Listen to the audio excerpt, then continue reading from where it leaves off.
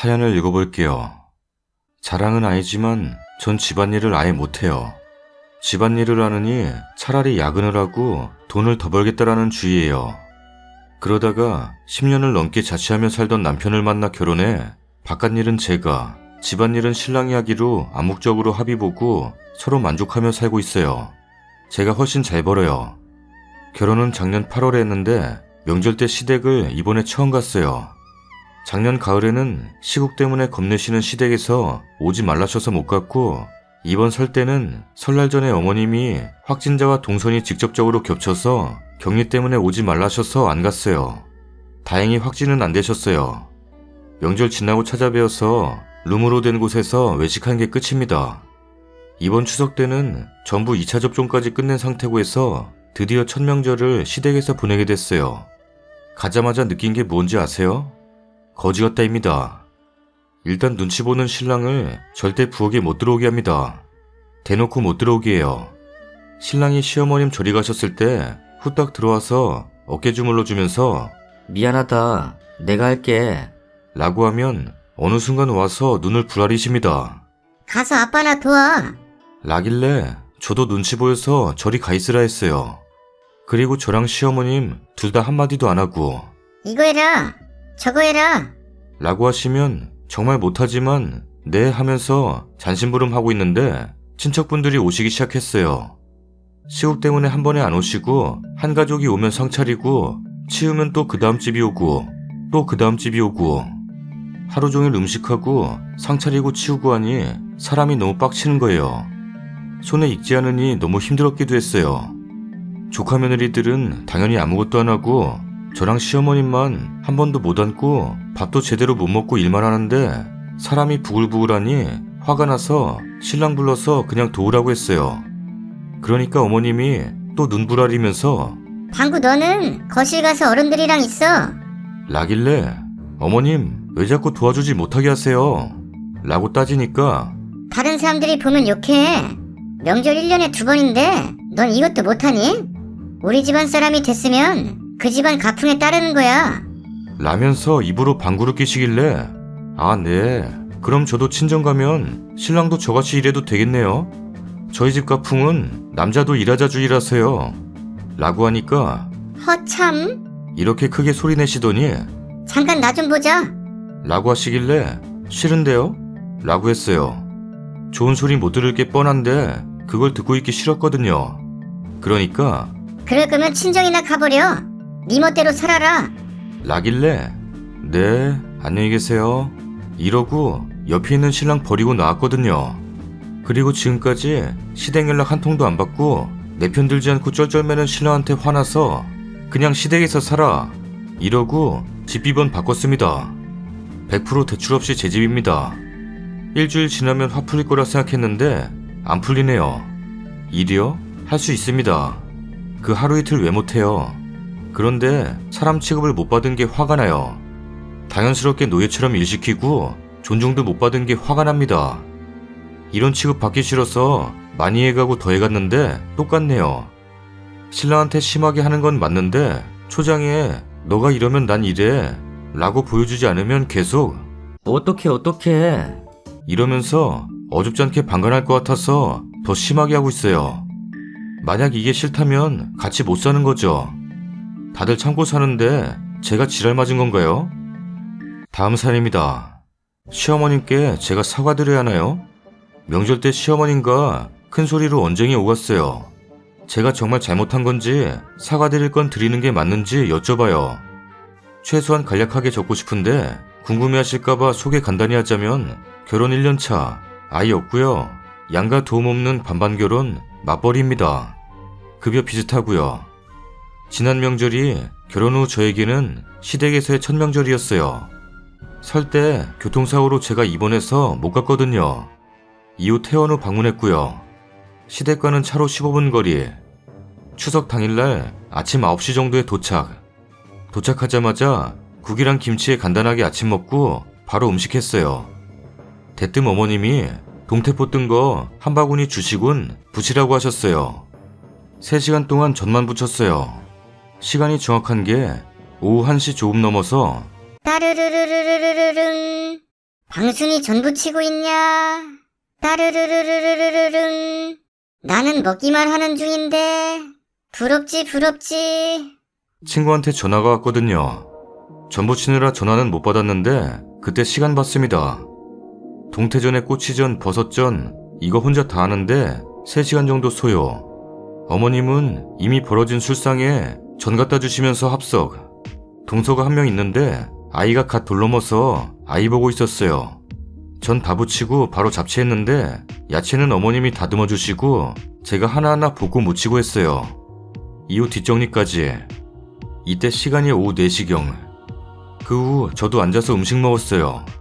술도 한잔 하다가 어쩌다 보니 시간이 9시 정도가 되었어요. 신랑한테 살짝 이제 집에 가자고 했고 신랑이 집에 간다고 일어났어요. 근데 어머님이 하루 자고 가라. 아니에요 어머님, 그냥 집에 갈게요. 명절인데 하루 자고 가라. 아니에요, 집에 와서 잘게요. 시댁이 집에서 차로 15분 거리입니다. 게다가 가깝다 보니 평소 자주 찾아뵙습니다. 동서네가 지방이라 자고 가야 하는데 저희까지 자면 잘 곳이 거실뿐이에요. 방이 3개인데 동서네는 아이가 있으니 방에서 자야 하고 시부모님들 게다가 큰아버님까지. 큰아버님 혼자 시골에서 오셨어요. 제가 저희 잘 곳도 없잖아요 라고 했는데 어머님은 거실 넓으니까 거실에서 자면 된다. 랍니다. 아니 집도 가까워서 평소 자주 찾아뵙는데 굳이 불편하게 거실에서 자면서까지 자고 갈 필요가 있나요? 그래서 제가 거절한 거고요. 이후 어머님이 이것저것 챙겨주시고는 신랑이랑 나왔어요. 어머님만 따라 나오셨고요. 신랑은 대리기사님이 못 찾으셔서 아파트 입구 쪽으로 나갔어요. 시어머님이랑 둘이 있는데 어머님이 대뜸 너는 뭐가 불편하다고 자고 가지 고집을 부리냐? 자고 가라면 그냥 자면 되지. 내가 널 부려먹기를 하냐 뭘 하냐? 너가 오늘 한 게 뭐 있냐? 라고 하길래 어머님 제가 오늘 한 게 없다는 거예요? 전부 치고 잡채하고 제가 뒷정리도 혼자 다 했어요. 그랬더니 아까부터 말대답을 싸가지 없이 하네? 아빠 없이 커서 예의를 모르냐? 랍니다. 저는 어릴 적 부모님이 이혼하셔서 아빠가 안 계세요. 찾으려면 찾을 수 있지만 처자식 버리고 술집 여자에 미쳐서 이혼 후 바로 시까지 올리며 가버린 그 사람을 없는 사람이라고 생각하며 살아요. 아무리 아비라지만 양육비 약속도 안 지킨 채 전화번호도 바꿔버리고 엄마가 그때 양육비 때문에 몇 번을 찾아가고 경찰서까지 가봤지만 정말 안 주면 그만이네요. 암튼 아비라고 할 수 없는 사람입니다. 언니가 등록금 때문에 마지막으로 찾아갔을 때도 모르쇠였고요. 위자료도 거짓말로 속이고 정말 여기 다 쓸 수 없을 정도로 나쁜 사람입니다. 엄마가 식당일 건물청소로 밤낮으로 일해서 저희 키우셨어요. 암튼 시댁에서도 아버지의 외도로 이혼한 것도 알고 계세요. 근데 저 말씀하시는데 너무 화가 나더라고요. 그래서 어머님은 그렇게 자식 잘 키우셔서 서방님 고등학교 졸업도 못했나요? 라고 했어요. 서방님이 고등학교 때 사고란 사고는 다치고 다녔는데 여러 고등학교 옮기다가 마지막 학교에서 선생님 손찌검에서 퇴학당했거든요. 어머님이 바로 저한테 뭐야? 이런 싹바가지 없는 거 보소? 소리치시며 욕하셨는데 신랑이 와서 겨우 말렸어요. 저는 차 있는 쪽으로 가고 신랑이 어머님이랑 대화하다 어머님 올라가셨고요. 집에 와서 신랑한테 어머님이 하신 이야기 그리고 제가 한 이야기 했는데 신랑은 그래도 어른인데 한 번만 숙이고 죄송하다고 사과해라. 랍니다. 저는 그럴 수 없다는 입장이에요. 솔직히 어른으로 보이지 않아요. 제가 잘했다는 거 아닙니다. 근데 사과하고 싶지도 보고 싶지도 않아요. 신랑은 그럼 이대로 평생 안 보고 살 거냐? 라고 하는데 많은 생각이 듭니다. 전세 대출 받는다고 혼인신고도 한 상태고 저는 계속 사과를 요구할 경우 이혼도 생각 중인데 신랑은 이혼 이야기 하니까 그럼 자기만 부모님 뵙지 말어. 나는 이혼은 절대 안 해. 랍니다. 정말 시부모님들 안 보고 평생을 살 수 있을지 그냥 사과 한번 하고 말아야 할지 조언 좀 부탁드려요. 추가 글입니다. 댓글 너무 감사합니다.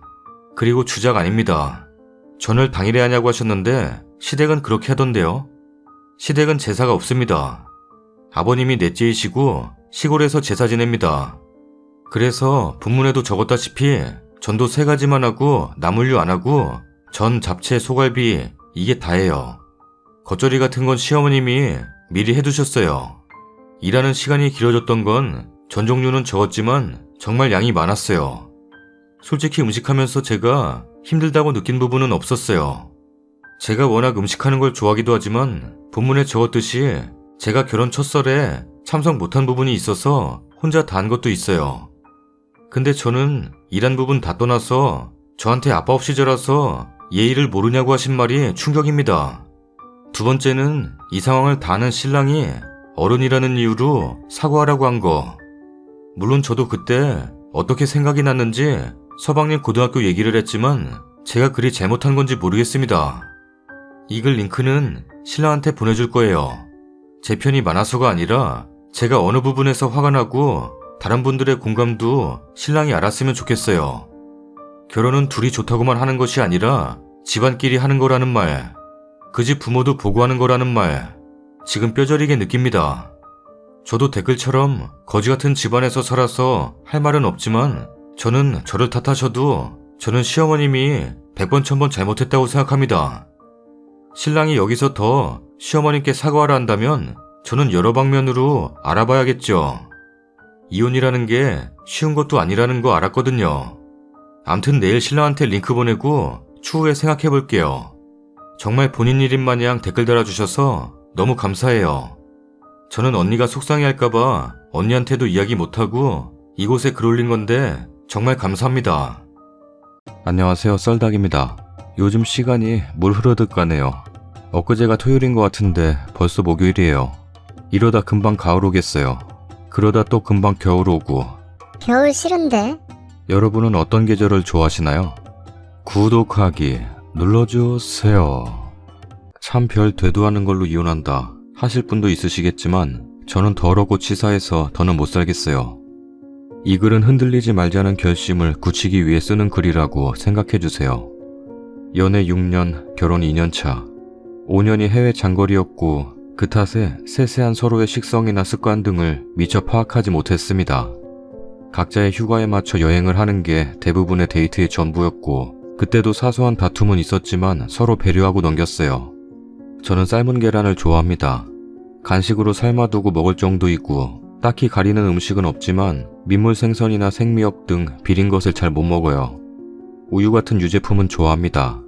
남편은 냉면 먹을 때도 삶은 계란 안 먹고 낚시 가서 민물 생선 잡아다 끓여 먹는 매운탕을 좋아합니다. 본인 말로는 유당 불내증이 있다는데 초코우유, 딸기우유 다 잘 먹어요. 둘 다 아침 꼭 챙겨 먹어요. 저는 삶은 계란에 샐러드 먹고 남편은 계란 빼고 샐러드만. 저는 우유 넣고 과일 갈아 마시고 남편은 오렌지나 포도 등 시판 주스 마십니다. 가끔 본인 좋아하는 과일, 딸기나 블루베리 갈았을 땐 마셔요. 어느 날 남편이 굉장히 짜증내는 말투로 아침으로 계란 안 먹으면 안 되냐? 삶은 계란 아침부터 보는 거 비이상해. 제 접시 남편 접시 따로 내는데도 그럽니다. 남편은 친구들이랑 주말 낚시를 다닙니다. 보통 금요일 저녁에 가서 토요일 저녁에 오는데 민물 생선 잡아서 친구들이랑 집으로 들이닥쳤습니다. 술안주하게 매운탕 좀 끓여줘.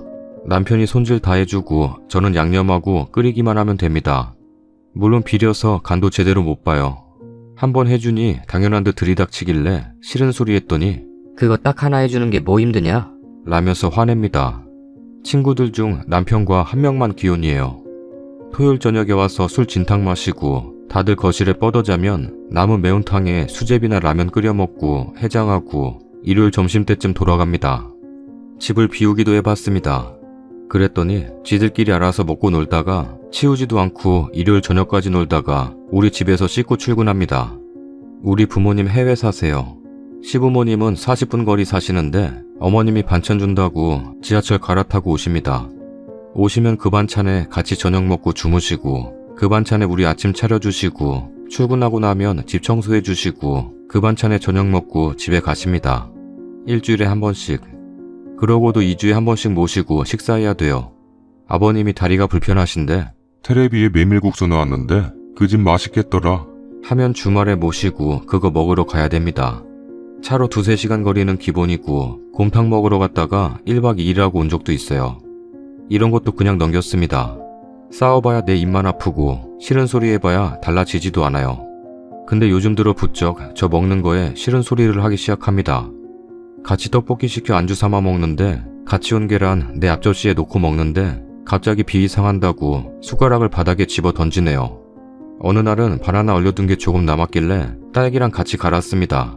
갈면서 먹을래 했더니 알겠다고 해서 줬더니 승질냅니다. 나 바나나 싫어하는 거 모르냐? 분명 바나나랑 딸기라고 했는데 그래놓고 결국 다 마십니다. 스크램블 에그 하는데 버터가 없어서 식용유에 했더니 승질냅니다. 평소에도 가끔 식용유로 했었는데 같이 장 보면서 제가 요플레를 사면 돈 많아? 비싼 거 먹네. 그러면서 지는 편의점에서 비오트 사 먹습니다. 진짜 사소하고 세세하게 야금야금 쌓이기 시작했어요. 막상 쓰려니 다 기억 안 날 만큼. 그리고 정말 세세하고 유치하게. 오늘 아침은 콘프레이크 먹기로 했습니다. 남편 씻는 동안 꺼내놓고 저는 그릇에 미리 부어놓고 화장하고 있었어요. 저는 눅눅하게 먹는 거 좋아하고 남편은 바로 부어서 바삭하게 먹어요. 남편이 씻고 나오더니 왜 내 거 안 부어놨냐? 자기 바삭하게 먹으니까 바로 부어 먹으라고 꺼내놨어. 별말 없이 먹고 있길래 화장 끝내고 앉으니까 한다는 소리가 너는 참 비위 상하게 먹는 재주 있다. 그거 무슨 맛으로 먹냐? 그렇게 먹을 거면 아예 끓여 먹어. 같이 먹는 사람 비위 상하게 개죽 같은 비주얼로 먹는 걸 보니 입맛 떨어진다.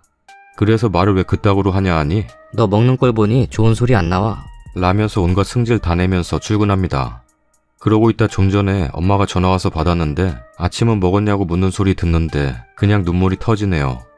왜 자기 기분 내키는 대로 내뱉는 사람이랑 이러고 살아야 하는지 회의가 밀려옵니다. 사무실 동생이 남친이 샌드위치 사서 보내줬다면서 아까 점심시간에 꺼내는데 갑자기 서글퍼지네요. 연애 때는 저런 사람이 아니었는데 같이 냉면 먹으면 얼른 내 그릇에 계란 덜어주고 밥 먹고 나면 후식으로 편의점 들러서 요플레 사다 주고 그랬었는데 어쩌다 이렇게 된 건지. 이래놓고 아버님이 또 뭐가 드시고 싶으신지 아까 카톡으로 덜렁 식당 주소만 띡 보내놓는 아버님을 보니 내가 왜 굳이 이 사람과 살며 상처받아야 하는지 모르겠네요. 바보같이 왜 그러고 살았냐고요? 저 중학교 때 부모님이랑 한국 떠나 살아서 친구도 없고 딱히 아는 사람도 없어요. 부모님은 친척들이랑 유사 문제로 크게 싸워서 정 떨어졌다고 2년 다 끊고 떠난 거라 의지할 사람도 없습니다. 저희 엄마 무심하고 말없는 분인데 저 이 사람이랑 결혼한다 했을 때 딱 하나 걱정한 게 혼자 한국 가서 살아야 하는 거였어요. 엄마는 아예 한국에 발길 끊으셨고 아빠는 겨우 할아버지 산소만 몇 년에 한 번 다녀가세요. 엄마 저 결혼식 때문에 거의 19년 만에 한국 처음 들어오신 거였어요. 그때 이 사람이 저에게 외롭지 않게 해줄게. 매일매일 북적하게 살 수 있게 해줄게. 라고 그랬어요. 저 할아버지 할머니 삼촌에 사촌 동생들까지 9식구랑 살았어서 부모님이랑 셋이 떠났을 때 그 허전함을 못 이겨서 많이 힘들어 했었거든요. 근데 이런 식으로 북적이는 삶을 살게 될 줄은 몰랐죠. 남편 말로 먹고 사는 직업이라 말 참 잘해요. 부모님이랑 떨어져서 혼자 한국 와 있는 나한테 친구 만들어주고 실제 남편 친구들이랑 다 친해요. 실제로 엄마도 10년 넘게 할아버지 할머니랑 사셨고 시집살이 같은 건 하나도 없었다고 하셔서 그런 거 잘 모르세요. 솔직히 여기만 들어와 봐도 시어머니 시집살이 시키시는 분은 아니세요. 집에 제사도 없고 저 시댁가도 손 하나 까딱 안 해도 싫은 소리 눈치 한번 안 주시고 실제로 반찬 해오시는 것도 저 좋아하는 것도 많이 해다 주세요. 근데 이렇게까지 자주 오시고 자주 뵙게 될 줄은 몰랐어요. 눈치 안 주셔도 어려운 분이고 굉장히 다정한 분이시긴 하지만 제가 무뚝뚝하게 커서인지 어렵고 불편한 건 사실이고요. 너 힘들까봐 오셔서 빨래 청소 다 해주는데 배가 불러서 싫은 소리 한다. 어머님이 너 못 챙겨주시니까 우리 엄마가 어머니 대신에 너 챙겨주는 건데 그걸 싫다고 하는 건 염치 없는 거야. 라는데 뭐라 반박할 말이 없더라고요. 고맙긴 한 일인데 뭐라 꼬집을 수 없게 불편하고 청소 빨래 안 해주셔도 되니 안 오셨으면 좋겠다 했더니 뭐 바라고 해주신 것도 아니고 다 너 위해서 하는 건데 너 왜 그렇게 베베 꼬였냐? 네가 손해보는 게 뭐가 있냐? 처음에 집도 시댁에서 해주신다는 거 저희 부모님이 반반하자고 우기셨는데 안 된다고 남자가 집해 가는 거라고 하셔서 저 아무것도 안 해갔어요.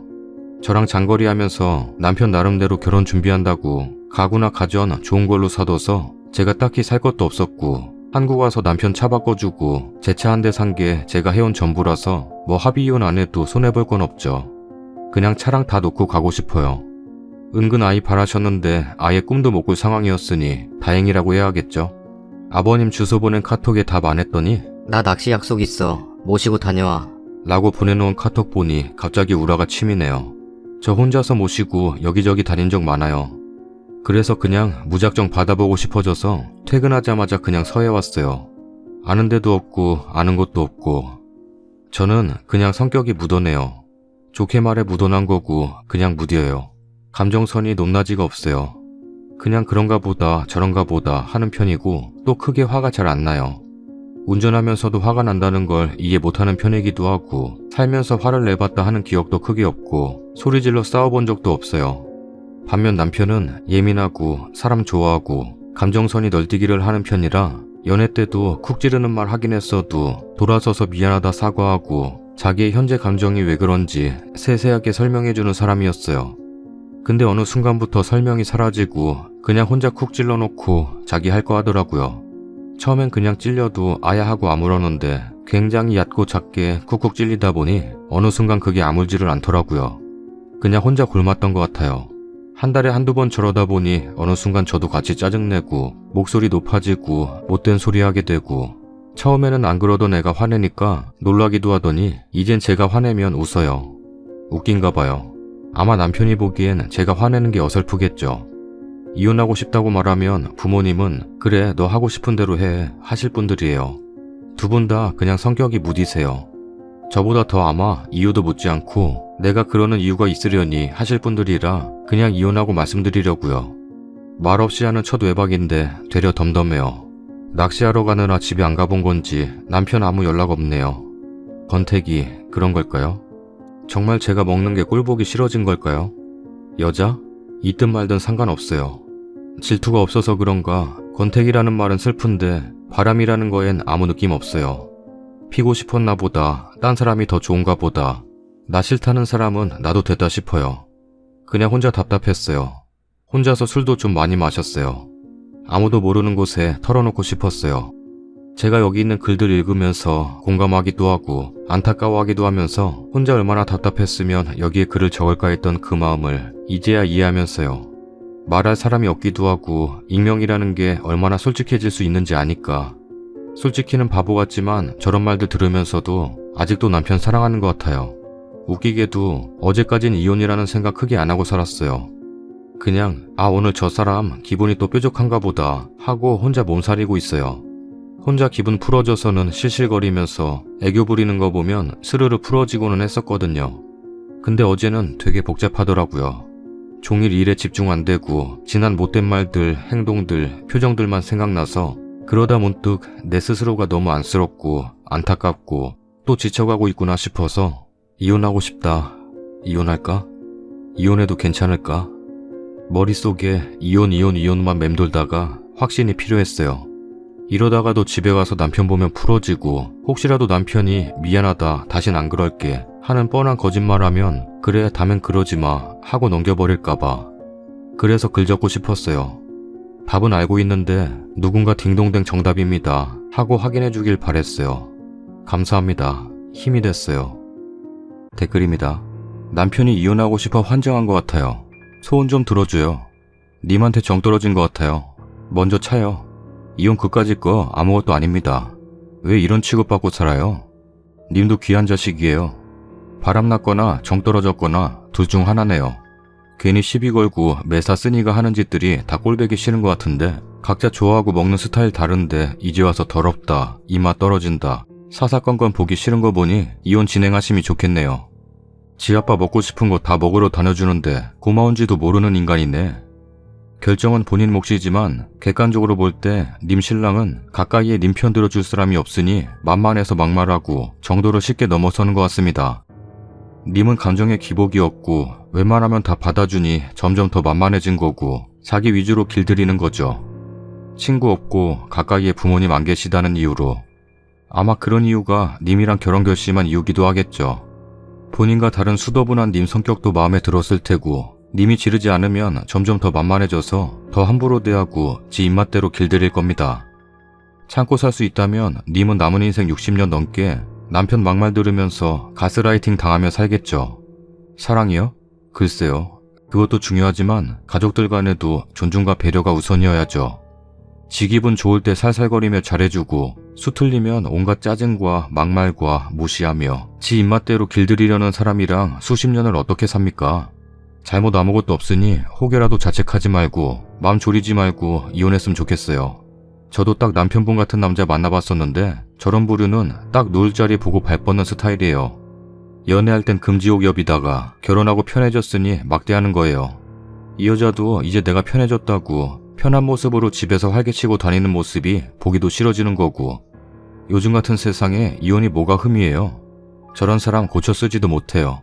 참고 살면 평생 마음에 못 박힌 채로 살아야 해요. 꼭 행복했으면 좋겠어요. 후기입니다. 거의 9년에 가까운 시간이 끝나는데 한 달 남짓 걸렸네요. 이혼이라는 게 이렇게 쉬운 거였구나 하고 새삼 놀랐고 결심하고 실행하기까지는 그렇게 고민하고 곱씹게 되던 게 이혼 신청서 제출하고 온 날부터 전혀 아무렇지 않은 일처럼 느껴졌어요. 그냥 언제 가야 되는구나, 그렇구나 하는 의무감만 남을 뿐. 왠지 해 뜬 바다가 보고 싶어서 창밖으로 어두운 바다만 보다 잠들었는데 체크아웃 콜 받고 깼어요. 꺼뒀던 핸드폰에는 남편과 시댁 식구들, 남편 친구들까지 어디냐고, 무슨 일이냐고, 실종 신고를 하니, 차량 도난 신고를 하니 어쩌니 난리길래 하나하나 읽고 있는데 남편 바로 전화 오길래 받았더니 어디야? 미쳤냐? 뭐 하는 짓이야? 라고 소리 지르는데 그 말이 너무 슬프더라고요. 무슨 일 있냐고 걱정해주길 내심 내가 바라고 있었구나 싶어서 그냥 헛웃음이 나서 혼자 여행 왔다고 신경 쓰지 말라고 하니 아무 말 없더라고요. 그냥 다시 폰 끄고 챙겨 나와서 그냥 한참 걸었어요.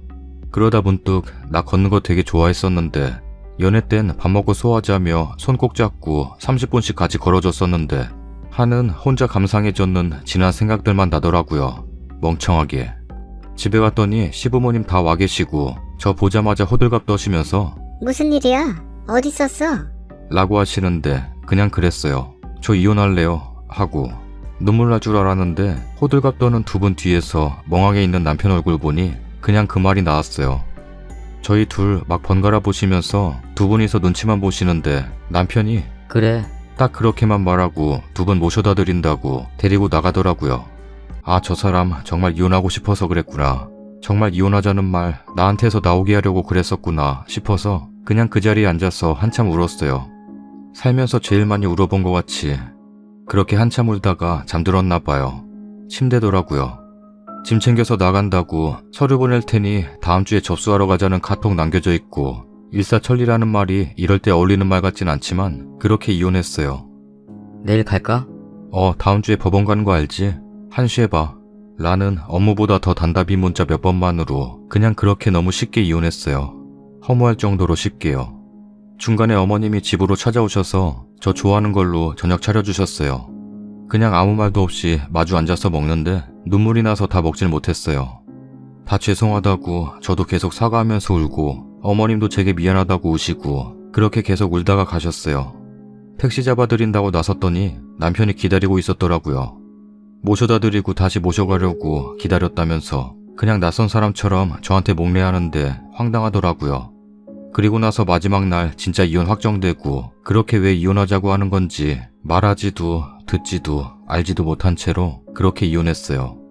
제가 이혼이라는 말을 먼저 입 밖에 올린 건 맞는데 같이 가서 내 손으로 서류 다 쓰고 한 것도 맞는데 마치 내가 이혼을 당한 것 같은 허망한 마음에 한동안은 많이 힘들었다가 천천히 주변 정리하면서 나름 안정을 찾고 있었어요. 세상에 참 이혼이라는 게 쉬울 수도 있구나. 그냥 그렇게 끝나나 보다 했어요. 이렇게 쉬운 걸 딴 사람들은 왜 그리 어려워했나 싶은 이상한 마음까지 들고 허탈해서 웃다가 울다가 그랬어요. 회사 일이 정리가 안 돼서 이혼하고도 좀 더 머물러야 해서 작은 원룸이라도 알아보고 있는데 남편이 내가 그냥 시댁에서 출퇴근할 테니까 한국 생활 정리될 때까지 집 써. 몇 달만 살 건데 또 옮기고 새로 사고 할 필요 뭐가 있냐. 집에서 있으면서 정리할 거 정리하고 보낼 거 미리 보내고 해. 라고 해서 그냥 그렇게 지냈어요. 그러다가 이혼하고 어느 날인가 퇴근하고 아파트 주차장 들어서는데 누가 막 뛰어와서 앞을 막는데 보니까 남편 친구 셋이더라고요. 얘기 좀 하자고 해서 단지 밖 커피숍으로 갔어요. 자기들이 더 미안해하면서 자기들 때문이라고 사과하고 변명해주는데 그 변명조차도 이해가 안 되더라고요. 권태기도 바람도 아닌 내기였대요. 기혼인 친구는 장비 하나를 살 때도, 낚시 여행을 갈 때도, 심지어 주말 외출도 평일 내내 와이프한테 애걸복걸하고 각종 소원과 자잘한 심부름, 이거 해라 말아라 등 조건을 달아야 허락되는 일이 왜 남편에게는 쉬운 건지, 그 친구의 와이프가 이상한지 내가 이상한지에 대한 얘기가 나왔대요. 그러다가 나를 자극해보자는 내기가 붙었다네요. 자신들이 불시에 쳐들어왔을 때 내가 어떻게 행동하는지, 과연 몇 번 만에 싫은 내색하는지 낚시 장비를 걸고 내기를 했대요. 남편은 니들이 몇 번이고 쳐들어와도 꿈쩍도 안 한다에 100만 원을 걸었고, 친구들은 3번, 5번, 10번 뭐 이렇게 걸고, 결론은 9개월 동안 친구들은 싫은 티 한 번 못 느꼈다고, 남편이 이겼다고, 이혼한지도 몰랐고 여느 때처럼 낚시 갔다가 우리 집 가자는 말이 나왔는데, 남편이 못 간다고 해서 드디어 내가 싫은 티 낸 거냐고 얘기하다가 남편이 이혼한다라는 식으로 말했고 다들 안 믿었대요. 그냥 싸우느라 하는 소리겠지 했대요. 이혼 진행 중일 때 맘대로 쳐들어왔길래 전후 사정 몰랐지만 그냥 상차려 줬습니다. 아마 그때도 전 아직 이혼한 게 아니니 그냥 진행 중인 거니 뭔가 개선의 여지가 있다고 생각했던 것 같아요. 그냥 일상처럼 익숙하게 행동하니 친구들도 그냥 싸워서 이혼 소리 하는 거려니 하고 생각했대요.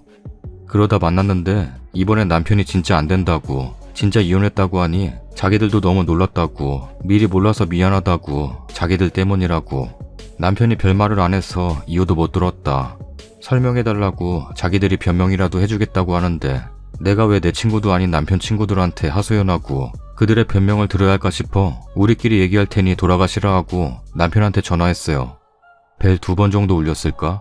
너무 해맑고 밝게 전화 받길래 놀랐는데 자기 목소리가 너무 밝았다 싶었는지 금방 목소리가 바뀌더라고요. 친구들 얘기했더니 면목 없다고, 만나서 얘기하자고 다음날 만났어요. 남편 말은 핸드폰에 뜬 내 애칭이 너무 반가워서 순간 너무 반가웠다가 아차했다고, 매일 아침 시댁에서 눈 뜰 때마다 나 이혼했지 라고 새삼 깨닫는답니다. 습관처럼 집으로 운전해서 불 꺼진 창문을 2시간 넘게 쳐다보고 간 적도 있답니다. 친구들 말이 맞대요. 시작은 내기 때문이었고 그러고 나니 궁금하더래요. 나라는 사람은 대체 어떻게 해야 화를 내는지. 주변인 친구들, 이런 인터넷 게시판만 봐도 매일같이 만나는 시부모와 자기 친구들, 주말마다 낚시를 다니는 자기의 삶 등 한 번은 화내고 싸울 법한데 싶었고, 남들은 결혼 초에 평생 싸울 거 다 싸운다는데 이런 결혼 생활이 정상인가 싶었대요. 주변 기혼자들한테 물으니 그렇게 안 싸우는 건 와이프가 너한테 관심이 없는 거다, 바람이다, 뭐 그런 얘기들이었대요. 이런 나랑 10년, 20년 계속 살다 보면 너무 심심하지 않을까 싶었고, 그렇게 오래 만나서 나를 다 안다고 생각했는데 어느 순간 나라는 사람이 무슨 생각을 하고 사는지 모르겠더래요. 날계란을 깨트려서 노른자에 이쑤시개를 꽂는 동영상을 본 적 있대요. 이쑤시개가 노른자를 다 덮을 만큼 빽빽하게 꽂혀도 노른자가 터지지 않는 동영상을 보다가 내 생각이 났대요. 대체 저 노른자가 언제 터질까 하는 심정으로 지켜보다가 대체 나라는 사람은 언제쯤 화를 낼까 싶었다고. 이래도 응 저래도 응이니 본인도 점점 가짜는 이유로 시비라도 걸고 싶었고, 그러다 보니 조금 더 심한 말, 조금 더 상처되는 말이 뭘지 고민하게 됐었다고. 어쩔 땐 자기도 말해놓고 나서 너무 심했나 싶어 티는 못 내고 움찔하는데 나는 그냥 덤덤하더랍니다. 기껏해야 말 왜 그렇게 하냐고 쏘아붙이고 1시간 있다가 아무렇지도 않게 말 거는 거 볼 때마다 이 정도 말은 해도 되겠구나 싶었고, 어느 순간부터는 그냥 말이 아니라 진짜로 내 행동이 내가 먹는 게 꼴보기 싫어지더래요. 트집 잡기 위해 지켜봤는데 보다 보니 괜히 짜증이 나고 부하가 치밀고 화가 났다고. 그 내뱉던 사소한 말 하나하나에 생채기가 나고 괜히 큰 싸움 될까 아무렇지 않게 행동한 건데 그게 남편한테는 너무 재미가 없었다네요. 재미라는 그 표현에 또 한 번 상처받았지만 이미 다 끝난 걸 어쩌겠어요. 왜 이런 얘기 이혼 중에 하지 않았냐고. 너도 이혼하고 싶었으니 개선해보고자 하는 생각도 안 해보고 그냥 진행한 거 아니냐고 했더니 그냥 고개 푹 숙이고 눈물만 한참 흘리다가 하는 말이 내가 이혼하자 했을 때 온몸에 피가 쫙 빠져나가는 기분이었답니다. 그러면서 든 생각이 자기가 찌른 이쑤시개에 드디어 노른자가 터졌구나. 이건 주워 담을 수도 다시 이어붙일 수도 없을 것 같다는 생각이 들었대요. 본인도 후회 많이 하고 생각 많이 했는데 이혼하기 싫은 마음이 80이었다면 이렇게 어찌어찌 이어붙여서 이혼하지 않고 살면 자신이 평생 나에게 설설 기면서 살아야 하지 않을까 하는 마음이 들었는데, 분명 그 마음이 20이었는데 그동안 봐왔던 자기 친구들의 결혼 모습처럼 살 자신은 없다는 생각이 들었고, 또 한편으론 그렇게 되지 않더라도 자신이 언제 또 지금처럼 나에게 나를 세우고 아무렇지 않게 막말할 것 같다고. 그냥 자기 맘에 갈피도 다 못 잡았는데 먼저 얘기 좀 하자는 말은 못하겠고, 나도 그런 말 안 하니 그냥 아무렇지 않은 척 할 수밖에 없었다고 하는데 어이없더라고요. 그냥 우린 둘 다 이혼하기 싫었는데 자존심도 뭣도 아닌 걸 내세우고 있다가 이렇게 됐구나 싶어 허탈하다가도 이혼하길 잘했다는 생각 들었어요. 그렇게 오래 연애하면서도 이런 사람인 줄 몰랐구나 싶어서 당신이 얼마나 비겁한지 아냐고 물었더니 대답 못해요. 그 결정에 후회하냐고 했더니 결국 대답 못해요. 반반이겠죠. 나처럼 후련한 반, 후회 반. 더 할 말 있냐고 했더니 언제 떠나는지 장인 장모님께 말씀드렸냐고 이런저런 얘기만 하다가 돌아왔고, 다음날 새벽 1시 넘어서 전화가 오는데 순간 왜인지 모르게 너무 화가 나더라고요. 이 전화를 받으면 바보가 될 것 같은 느낌. 2번 전화가 왔는데 안 받고 다음날 물었더니 술김에 전화했나 보다. 라고 하는데, 그냥 몸 생각나서 찾는다는 전 여친이 된 기분이 든 건 제 패배의식일까요? 그냥 그랬구나 하고 넘겼는데 아무렇지 않게 점심 맛있게 먹으라고 연락 오고 퇴근 잘하라고 연락 오는데 그냥 계속 화가 나서 다 씹었어요. 오늘로 회사 일 다 끝냈고 다음 주에 출국하는데 송별 회식하고 와서 소파에 멍하니 누워있다가 전에 썼던 글이 생각났어요. 다시 읽어봐도 엉망진창이네요. 지금 이 글도 제 마음처럼 뒤죽박죽입니다. 자꾸만 이런저런 생각이 머릿속에서 엉키는데 내버려두면 계속 그 생각에 빠지게 될까봐 그냥 뒤죽박죽인 채로 이렇게 글 씁니다. 글을 쓰면서 정리될 줄 알았는데 그냥 일기가 돼버렸어요. 그냥 뒤죽박죽인 일기를 쓰고 찢어버리면 없던 일이 될 것 같은 기분. 아무도 날 모르는 곳에서 마음껏 쓰고 나서 덮어버리면 더는 머리 어지럽게 생각하지 않을 것 같은 기분 아시나요? 어쩌면 글을 쓰지 않았더라면 하는 생각도 가끔 했었어요. 그러면 이혼 결심하지 않았을 것 같았어요. 근데 또 바꿔 생각하면 글을 써서 그냥 하는 말이더라도 내 인생을 찾으라는 말, 행복하라는 댓글들에 이 사람과 함께했던 최근이 어땠는지의 내 모습과 지금의 내 모습을 생각해보면 이혼하길 천만다행이다 싶고 그래요. 복잡하네요. 네이트판을 제 감정 쓰레기통으로 이용해서 죄송합니다. 다들 행복하세요. 댓글입니다. 와이프를 인격적으로 힘들게 했는데 그 이유가 호기심 재미 때문이고 그러다 사달이 났는데 사과하기도 싫고 앞으로 설설 길까봐 그러기 싫다고 자존심 세우고 가만히 있었다는 게 말이 되나요? 거기다 노른자 이야기는 너무 소름 끼쳐요. 가만히 있는 노른자가 터질 걸 알면서 언제 터지는지 궁금해서 아무렇지 않게 찔렀다니. 와이프가 노른자가 아닌 사람이라는 생각을 왜 못하지? 쓰니 이혼 정말 잘했어요. 저런 놈이랑은 안 얽히는 게 상책입니다. 저런 놈은 파이어에그를 노른자처럼 터뜨려야 해요. 쓰니 이혼 성공 축하합니다. 뭐랄까 굉장히 좋은 직장이 있다고 쳐요. 급여도 좋고 야근 없고 복지도 좋은데다 팀 사람들마저 좋은 거예요. 현명한 사람들은 알아요. 내가 얼마나 복받은 환경에 있는 건지. 그런 사람들은 매일 아침 일어나서 출근을 하고 일을 하고 퇴근하면 자기 생활을 즐기고 그 에너지로 내일 출근해요. 그렇게 하루를 보내며 승진도 하는 거예요. 근데 꼭 멍청한 것들이 있어요. 하루하루 반복되는 게 싫다. 기업의 부품이 되는 것 같다. 그러면서 그 좋은 직장 들어가는 게 얼마나 힘들었는지도 까먹어요. 그러나 그만두고 돈에 쪼달릴 때 되면 중소기업 입사해서 혹사당하죠. 그 전 직장을 그리워하면서요. 그냥 전 남편분은 그런 멍청한 거예요. 거기에 휘둘린 글쓴이가 가여울 뿐이죠. 아마 친구들 사이에서 서열이 낮은 편이었나 봅니다.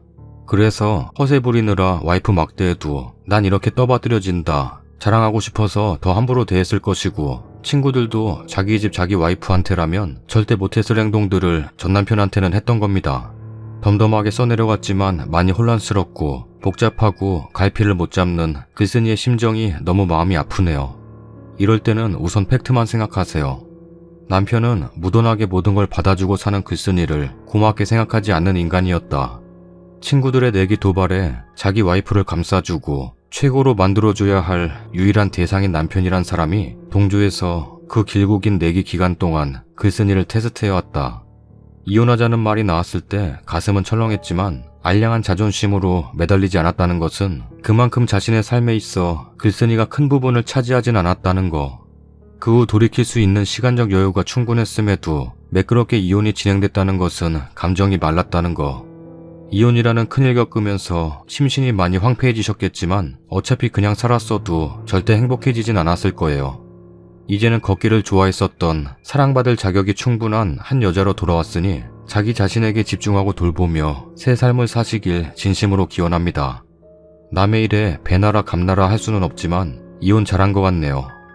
나는 나이 좀 있는 아줌마지만 결혼 기간이 길어질수록 느끼는 건 상대를 있는 그대로 봐주고 상대도 나를 나 자신 그대로 봐줘야 서로 같이 할 수 있다는 거예요. 전에 계란 노른자 동영상 본 적 있어요. 나랑 남편은 저런 계란도 있구나. 좋은 계란 만들려고 농장주가 참 노력했고 닭들도 주인 잘 만났다고 생각했어요. 터지길 바란 적은 절대 없고요. 그런데 님 남편들과 친구들은 언제 터질 것을 생각했죠. 잘못되기만 바라고 그걸 기쁘게 생각하는 꼬인 인성의 소유자. 내 아내가 좋은 성격의 여자라 다행이고 나는 운이 좋다고 생각할 일을 왜 저 여자는 한번 터지질 않나. 어서 내가 터뜨려야 하는데. 이건 상대에 대한 애정과 배려가 전혀 없다고 봅니다. 동등한 관계가 아니라 아내를 자신의 부속으로 보고 조종하려는 경낮은 인간. 글쓴이와 남편은 극과 극인 사람이 만난 거예요. 당연히 글쓴이가 훨씬 좋은 인격인 사람인 거고 그때는 사람을 볼 줄 몰랐다고 생각해요. 무슨 이런 이상한 놈이 다 있나, 이런 놈도 세상에 있구나 싶은 게 솔직한 심정입니다. 시간 갈수록 후회는 그 인간의 목, 글쓴이의 새로운 출발에 건강과 행복만 가득하길 빌어요. 썰닭입니다. 이번 사연은 뭔가 초반부터 프리하네요. 매주마다 남편을 1박 2일 낚시를 보내주는 게 신기해요. 물고기를 낚을지 여자를 낚을지 모르는 건데 일단 남편분이 친구들하고 너무 어울리는 것 같아요. 친구들하고 노는 것도 좋지만 주말은 와이프랑 보내야 되지 않나 싶어요. 아이 생기면 놀러 다니기 힘들잖아요. 그 전에 많이 데이트하시지. 뭐 어쨌든 이혼하셨지만 결혼한 친구들 보면 세 종류예요. 적당한 빈도수로 술자리 나오는 친구, 와이프가 이해줘서 아무 때나 나올 수 있는 친구, 와이프에게 잡혀서 아예 못 나오는 친구, 세 번째는 갑갑할 것 같고 적당하게 두어 달에 한 번씩 만나는 게 딱 좋은 것 같아요. 어쨌든 이 사연은 친구들과 와이프를 대상으로 내기를 했다는 게 좀 그러네요.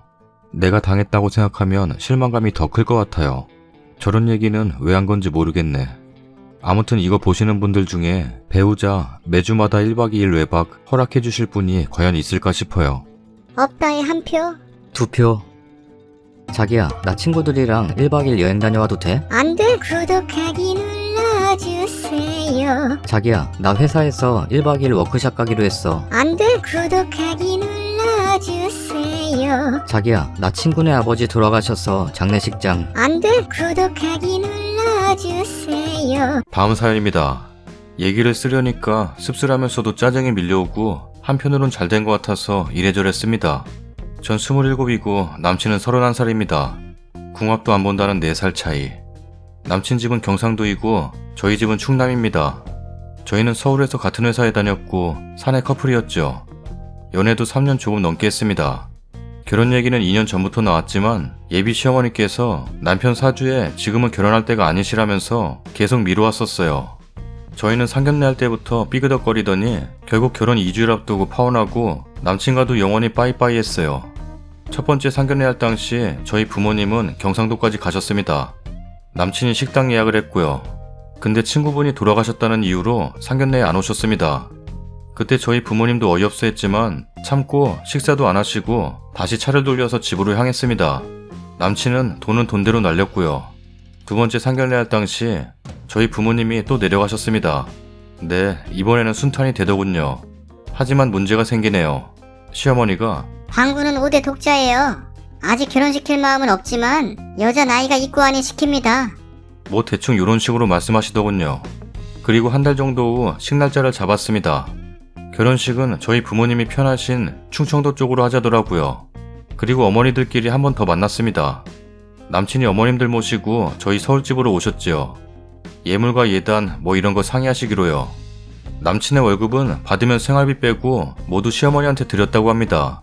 시어머니도 항상 남친 자랑할 때 그런 점을 말했고요. 근데 신혼집은 형편이 안 좋아서 못 해주시겠답니다.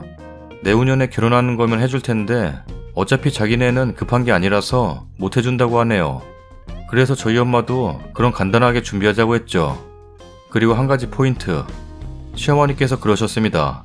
방순이가 방구랑 결혼하면 방순이한테 안 좋은 복이 방구로 인해 사라지고 1년도 안 돼서 방순이는 방구 덕을 봐서 집도 사고 돈이 굴러온다. 방구가 복 중에 왕복동이라고 유명하신 무당님께서 그러셨다. 라네요. 웃어야 할지 울어야 할지. 근데 너무하네요. 한복도 안 해주시고 결혼 반지도 안 해주시고 남들은 못해도 두세 세트 받는다던데 그것도 안 해주시고 신혼여행 해줄 돈도 없다 하니 뭐 그렇게 대단한 5대 독자라고 남친만 쏠랑 데리고 살라는 건지. 그래서 제가 모았던 적금으로 여행사도 알아보고 식장도 알아보고 남친 정장과 한복, 제 거 한복 다 해드렸어요. 참 어리석게 그렇게 못해준다 했을 때 진작에 잘랐어야 했는데 돈은 돈대로 다 쓰게 되었답니다. 저희 친정엄마께서 그래도 우리는 있으면 있는 대로 다 해주자고 밉보이지 말자고 하셔서 남친 목걸이까지 다 해줬고요. 신혼살림 다 해줬고요. 집은 제가 살고 있는 전셋집으로 인테리어만 바꿔서 살기로 했습니다. 그리고 시어머니께서 저한테 전화로 예단 좀 준비하라고 몇 개 적었다고 남친을 통해서 메모지를 받으랍니다. 받았더니 이게 뭐지? 무슨 신혼살림을 또 준비하는 줄 알았습니다. 그것은 바로 시댁과 시누이 그리고 친척들 이불, 시누이한테는 목걸이 한 세트. 그것만 적히면 이해라도 하죠. 맨 아래 가로치고 한다는 말씀이 바빠서 준비 못하면 나한테 입금시켜라. 내가 좋은 걸로 준비해주마. 라면서 계좌번호랑 예금주은행 시어머니 것이 적혀있지 뭡니까.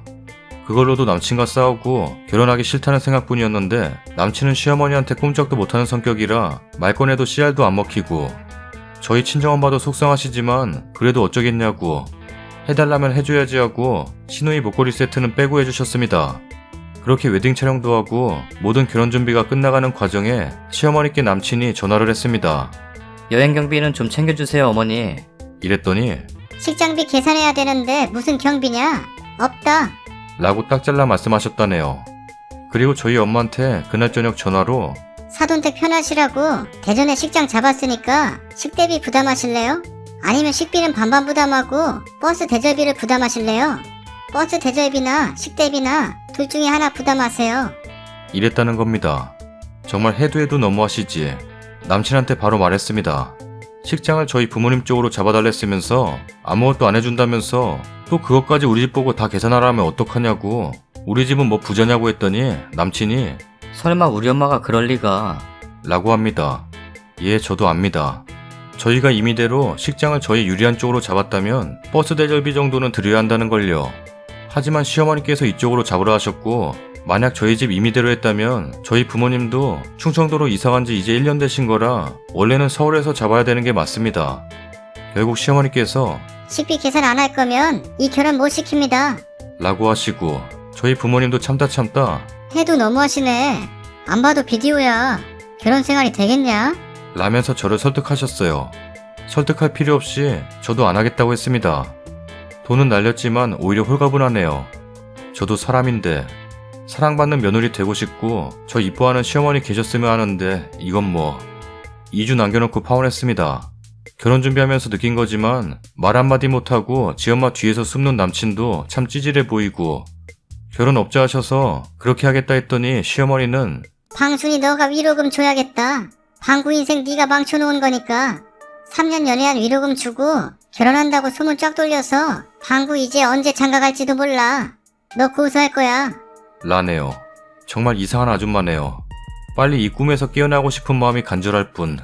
전 회사도 지금 그만뒀어요.